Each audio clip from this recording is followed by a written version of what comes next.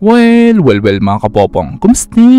Well, ang medyo nakakalungkot kasi na balita ngayon ay pinaniniwalaan kasi na posibleng umabot ng halos 6,000 na mga katao ang posibleng sumakabilang buhay dahil nga sa nangyaring pagkasira ng dalawang water dam sa Libya. Particularly doon sa bahagi ng lugar sa Libya na roong pangalang Derna, na ang pinakamalaking tanong naman ngayon, bakit pa ang dalawang major dam sa Libya ang nasira? At ano nga ba talaga ang kondisyon ng mga dam na yan? At ito ba na pangyayari na ito sa Libya maging isang aral na rin sa Pilipinas para naman sa mga water dam na nandito sa bansa? At posible kaya na mabuhay uli ang issue patungkol sa Kaliwa Water Dam, na isang water dam naman na ginagawa ngayon sa Pilipinas na pinondohan naman ng China? Anyway, isa-isahin na lang natin, ha?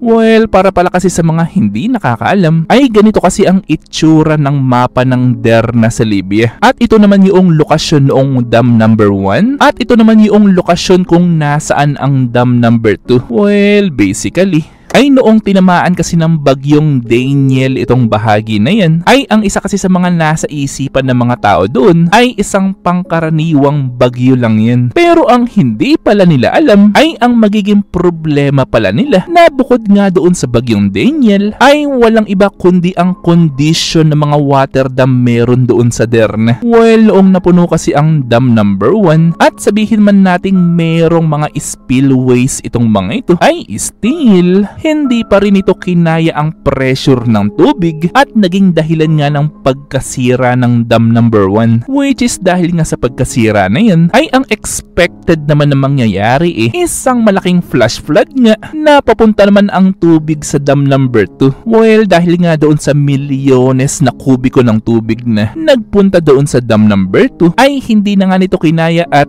nasira nga rin ito. Well, sa madaling kwento ay ang malaking tubig sa dam number 1 at number 2 ay nagsama at naging isang malaking flash flood na dumaloy naman sa syudad ng Derna, na isang syudad naman na may estimated 100,000 na mga katao. Anyway, remember mga kapopong, ha? Isang flash flood itong nangyari sa Derna at ang karamihan ng mga tao doon nabigla na lamang na mayroon isang super laking tubig ang biglang dumaragasa sa kanilang lugar. Actually, ilang minuto kasi bago mangyari ang flash flood na yan ay mayroong ilang mga tao doon sa Derna na nakatira naman doon malapit sa dam number 2 ang nakarinig ng isang malakas na tunog galing nga doon sa dam. Which is yung tunog pala na kanilang narinig ay ito pala yung tunog ng pagkasira ng dam number 2. Anyway, para pala sa mga hindi nakakaalam sa ibang bansa kasi ay mayroon silang mga warning devices sa mga lugar nila na kapag ang isang water dam ay nasira ay tutunog agad ang mga warning sirens upang maalerto agad ang mga tao at para pumunta sila sa matataas na lugar o sa mga gusaliman. Pero alam nyo ba ang komento mismo ng mga tao na naninirahan doon sa Derna? Well, huwag kayong magugulat, ha? Dahil ayon kasi sa kanila ay actually matagal na pala nilang inirereklamo ang patungkol sa maintenance noong mga water dam meron sila doon. Or in short, kahit kasi sila ay napansin na rin nila na parang wala namang ginagawa ang kanilang gobyerno doon patungkol nga sa pagpapatibay nitong mga water dam meron sila doon. Yes mga kapopong, sinisisi nga nila ang kanilang gobyerno ngayon. At alam niyo ba kung gaano karaming tubig ang estimated na rumagasa doon sa Derna? Well, ito lang naman halos 30 million cubic meters. Yes mga kapopong, 30 million cubic meters of water. O ang equivalent niyan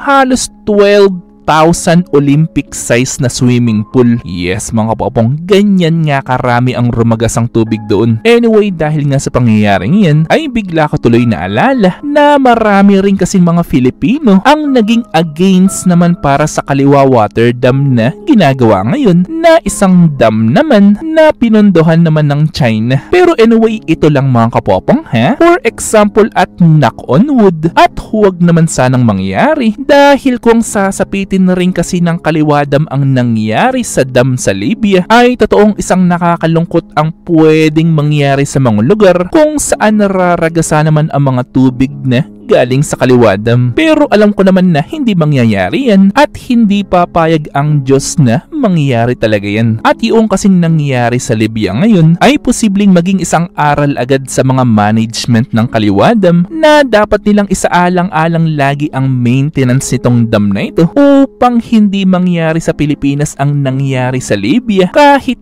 China naman ang nagpondo ng Kaliwa Water Dam. Na remember mga kapopong, ha? Super daming dam sa Pilipinas. Which is ang tanong ko naman sa inyo ngayon ay ano nga ba ang masasabi nyo dito sa Kaliwa Water Dam na ginagawa ngayon sa Pilipinas? At ano para sa iyo yung disadvantage at advantage nitong proyekto na yan? Well, syempre gusto kong malaman ng inyong mga opinion, so i-comment lang yan sa baba. Ito ay aking babasahin ng personal at pupusuan. At syempre kung may nalaman o natutunan ka sa video ko, mag-subscribe ka naman.